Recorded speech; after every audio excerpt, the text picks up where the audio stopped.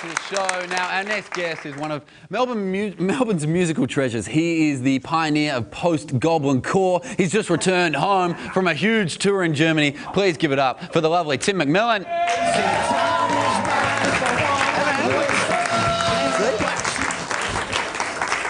Thanks for coming on the show.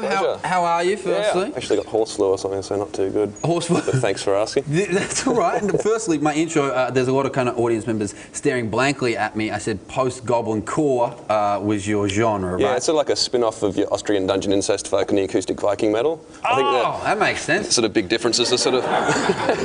So I'm like a sort of... You'd have an example of the Austrian dungeon incest folk would be more... Whereas your goblin... It sounds quite incest. Yeah, so pretty incest. Your goblin core's more your... So it's all in the scream, sort of genre in the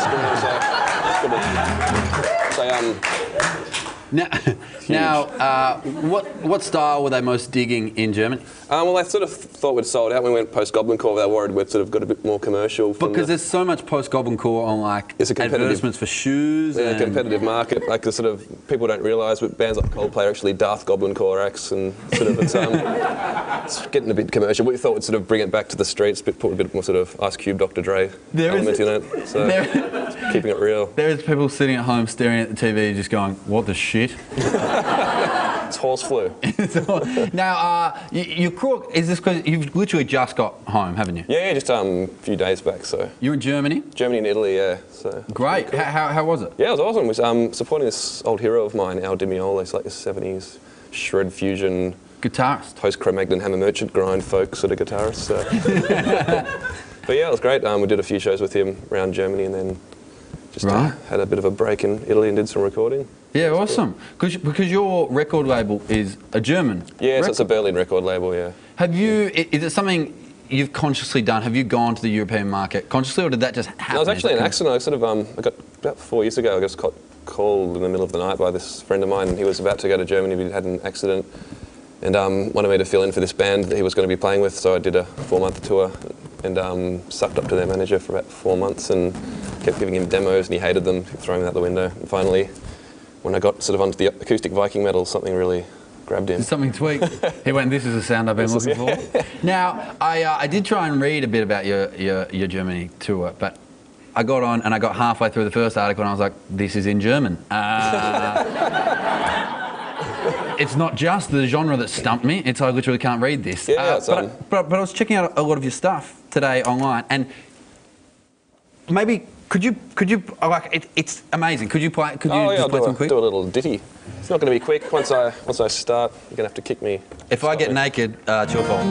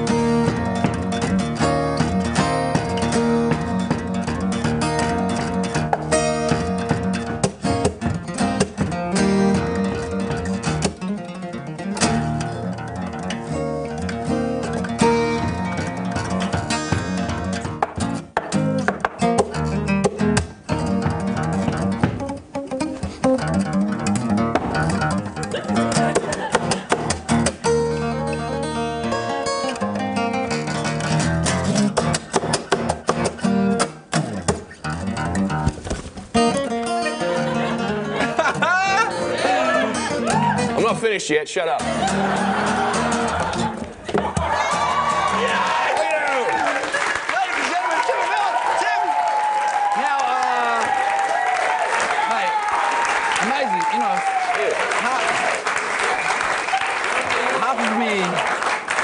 Half of me watches that, half of me watches it and goes, brilliant. And then the other half of me watches and goes, you're an asshole.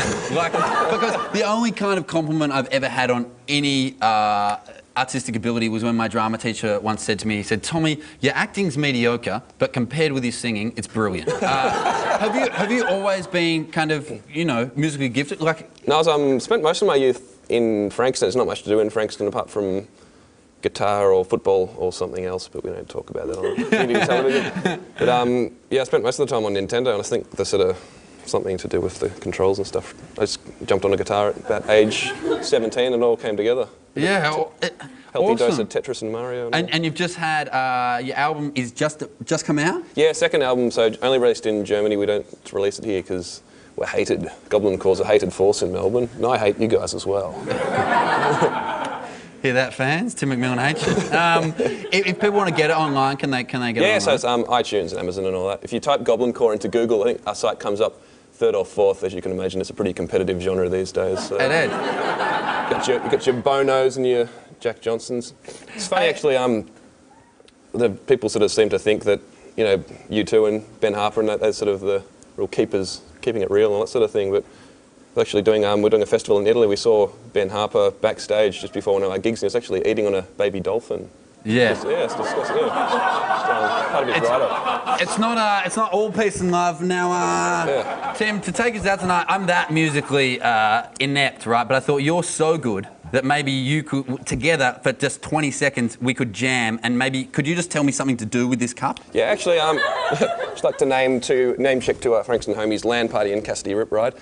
Thank you. And we'll do a bit of a, are you feeling like Genuine from the 90s with a bit of Pony. Ice Cube, or would you like some Dizzy Rascal? Let's go Dizzy. Let's go Pony. Okay. You just nod at me and tell me, and then I'll bang the cup when you nod. So, I think you need to start, so do a bit of beatboxing as well if you can. I can't, Just but... have a go. Go. A bit faster. Let's be faster. Pretty soon we'll catch Sergeant Coon, shoot him in the face, run up, hit him with a broom, stick, prick, devils ain't shit, introduce his ass to the goblin, 40 dick. That's not what he's doing, Tim McMillan! Thank you very much. Thanks, Dan. Cheers, thanks a lot for having us. Keep it real.